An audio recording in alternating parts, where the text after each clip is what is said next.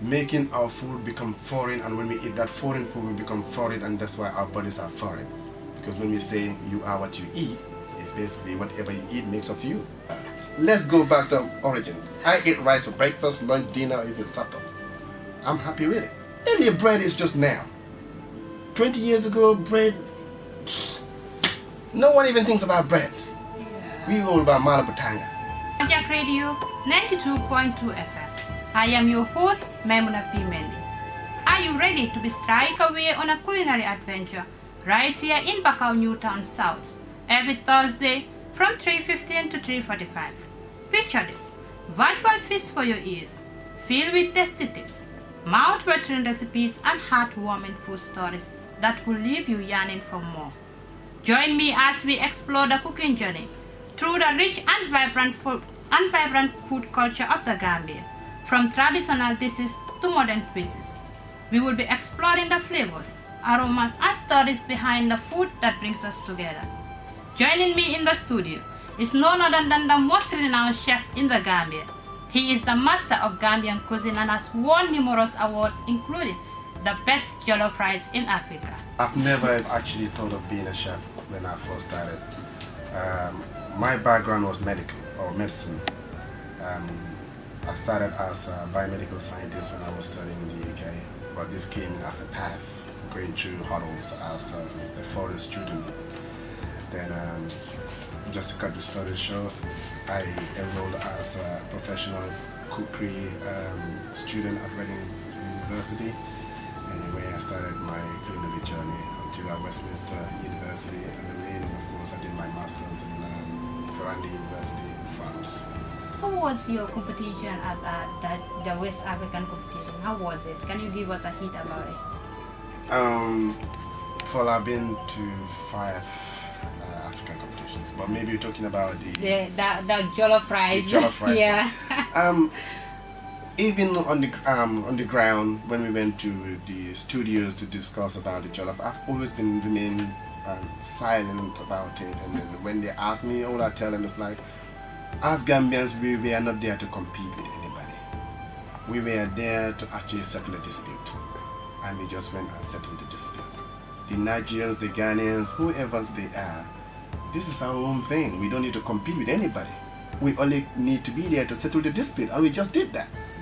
And there wasn't any heat, I would say, because I had Chef Malan Kebe, Chef Marcilla, Chef Hadinyang, and Chef Baba Sawane. So these were the 4, so 2-2. So meaning 2-2 to produce 4 different jollofs. So one and an assistant, one and an assistant. So and then the discussion was within like an hour. I was done with the menu, with the recipe, and of course how to present it, and of course all not that needed to be in there. So it wasn't actually as a big competition to me actually. I just thought we were just only there to have fun. Listeners who want to try their hand at Gambia, cooking Gambian dishes, what advice do you have for them? It's really important for us to go back to who we are, and who we are as a Gambian, from an ethnic Gambian cuisine. Nowadays, when I look at the way many are cooking their dishes, it's more to do with making our food become foreign, and when we eat that foreign food, we become foreign, and that's why our bodies are foreign. Because when we say you are what you eat, it's basically whatever you eat makes of you.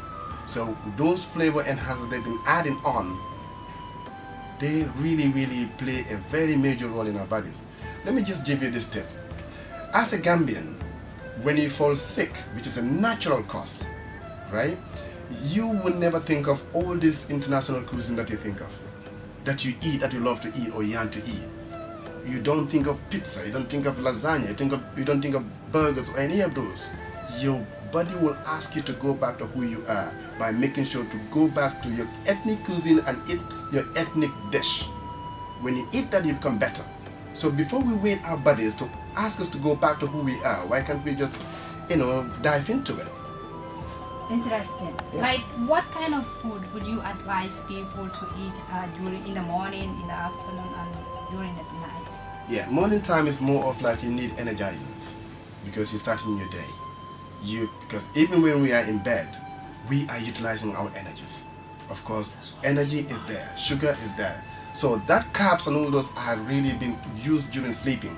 Now when we wake up, we need to get up with a bit of energizers. So starch or carbohydrates are needed at that time, and a little bit of protein, because you need the energy to be able to get your day-to-day activities.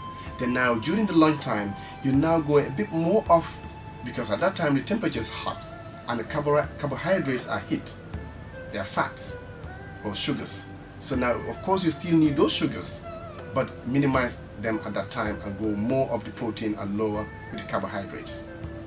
Then whatever you think of being the carbohydrate, we don't really need to eat meat. Per se, as Gambians we say we don't eat meat, we don't live a good life. There are other substitute to meat, like for example the beans. They are all great for us to use as our proteins. So you can go on high proteins. And then when you consume that, when you go towards your dinner time as well, fibrous food that can really be digested, and of course a bit more of carb, because you need energy to be able to sleep. So these are where we go online. But of course there are varieties of them these days. I know people got this myth of saying I don't eat rice at night. Come on, give us a break. Grandma has been eating rice every single day. She lived longer and stronger than us. And today we're all talking about I don't eat rice, at night. And you eat potatoes, you eat chips, you eat bread, which are worse than rice. And you're still here telling me that, I don't eat rice at night. Can we go back to our drawing board and know who we are? Let's go back to origin. I eat rice for breakfast, lunch, dinner, or even supper. I'm happy with it. And you can tell me that I'm just, accommodating fats in me. The fat that you get in bread, of course, that's a protein called gluten, which is available in flour, in some flour, or mainly most of the wheat flours. That is present in our breads today. And the bread is just now. 20 years ago, bread, no one even thinks about bread. Yeah. We all about malabutanga. Even tomorrow, I will embrace that and say, hello, malabutanga, you are my favorite.